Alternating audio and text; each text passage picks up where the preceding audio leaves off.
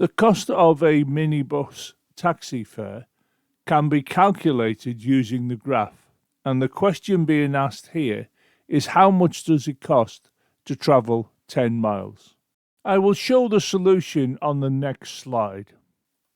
The cost of the journey is calculated using the graph below, and you can see the plot is shown in red. The question is asking how much does it cost to travel 10 miles? We can see that the x-axis is used for the distance in miles. Let's locate 10 miles on the x-axis, and you can see I've highlighted it with the red circle.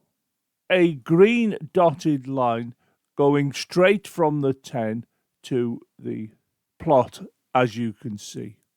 Where the green dotted line and the red plot intersect, we draw a dotted line from that intersection to the y-axis, and you can see that dotted line appearing now.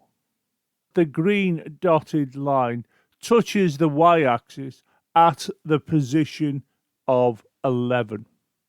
The y-axis is measuring off in the cost in pounds. When you travel a distance of 10 miles, the cost is £11. So the answer we can see is cost equals £11.